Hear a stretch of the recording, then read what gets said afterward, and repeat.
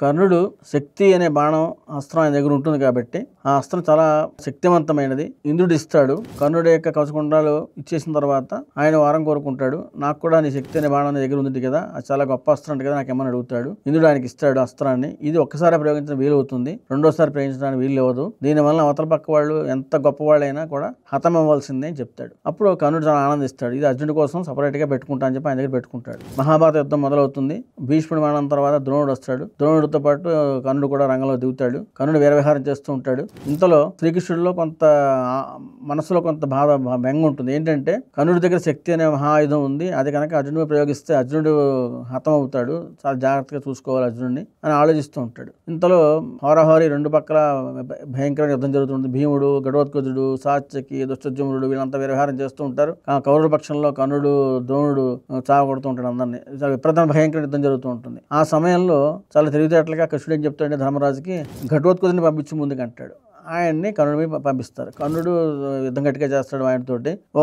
ఒక్కసారి అయితే దుర్యోధనుడు కూడా ఆయన చెల్లు చిక్కుతాడు అనమాట. చిక్కడం అంటే ఇంకా ఆటోమేటిక్గా ఆయన చంపే పరిస్థితి వచ్చేస్తుంది. అప్పుడు దుర్యోధనుడు భయపడిపోతాడు. భయపడిపోయి కర్ణుడితో అంటాడు అనమాట, ఇమీడియట్గా శక్తి ఆయుధం ఉంది కదా, అది ప్రయోగించేసి ఘటోత్కచుడు బతుకుంటే రాక్షస యుద్ధంతో, భయంకర యుద్ధంతో మనం అందరం పోతాము అని చెప్తాడు. ఘటోత్కచుడికి ఉన్న బలం ఏంటంటే ఆయనకి విపరీతమైన మాయలు ఉంటాయి కాబట్టి చాలా సైన్యాన్ని తుక్కు లేపేస్తాడు. అప్పుడు కర్ణుడు ఇంకా విధి లేక తను ఎప్పుడూ దాచుకున్న శక్తి ఆయుధాన్ని ఇంకా బుర్ర పనిచేయక వేసేస్తాడు. వేయడంతో ఘటోత్కచుడు మరణిస్తాడు.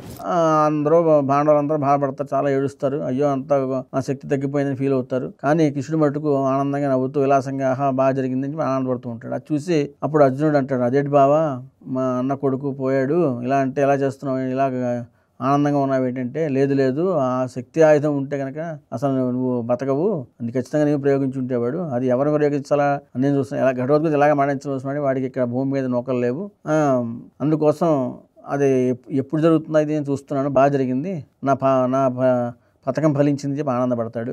ఇదంతా కూడా సంజయుడు ధృతరాష్ట్రుడికి వినిపిస్తుంటాడు మీ కథ అంతా కూడా మహాభారత కథలో. అప్పుడు అంటాడనమాట. అప్పుడు ఆయనకు డౌట్ వస్తుంది ధృతరాష్ట్రుడికి, అదేంటి ఇన్ని రోజులు పెట్టి ఆయుధం దగ్గర పెట్టుకున్నాడు కదా శక్తి ఆయుధం, ఇది ఎలాగా ఉపయోగించకుండా అర్జునుడి మీద ఎంతకాలం ఎందుకు వెయిట్ చేశాడు, ఎప్పుడో చేయొచ్చు కదా, ఈ పని మొదట్లోనే చేయొచ్చు కదా, ఇన్ని రోజులు ఆగాడు ఏంటి అని అంటాడు. అంటే అప్పటికి సరే ఆఖరికి ఇదే విషయాన్ని సాత్యకి చెప్తాడు కృష్ణుడు. ఏంటంటే ఎప్పటికప్పుడు కర్ణుడు శిబిరంలో రోజు సాయంత్రం అయ్యేటప్పటికి అయ్యో శక్తి ఆయుధం ప్రయోగించాలని చెప్పి వీళ్ళందరూ అనుకుంటూ ఉంటారు. సంజయుడు కూడా మధ్యలో వెళ్ళి వస్తుంటాడు కదా, ఆయన కూడా అంటాడనమాట, రేపు పొద్దున ఇమీడియట్గా ఇవాళ మానేసావు కాబట్టి రేపు మార్నింగ్ ఇమీడియట్గా ప్రయోగించేసే అర్జునుడు చంపేసే అంటాడు. దాంతో తప్పకుండా రేపు చేస్తాను అంటాడు. రోజు పొద్దున అనుకోవడం, సాయంత్రానికి మర్చిపోవడం, ఇలా జరుగుతుంది. ఏమిటో మరి అది విధి విన్యాసమో దైవ విన్యాసమో కాదు. కృష్ణుడు ఆ పక్కన ఉన్నాడు, ఆయన ఉన్నంతకాలం వీళ్ళు జయించలేరని అందరికీ తెలిసిపోతుంది. బట్టి ఎందుకంటే ఆయనకి ఆ ఆలోచన ఈ కర్ణుడికి ఆలోచన రాకుండా ఆయన చేసాడేమనిపిస్తూ ఉంటుంది అని సంజయుడు ధృతరాష్ట్రుడితో అంటాడు అనమాట. ఈ మాట సాత్యకి చెప్తాడు అనమాట కృష్ణుడు. నాకు డౌట్ వచ్చింది, నాకు డౌట్ వచ్చింది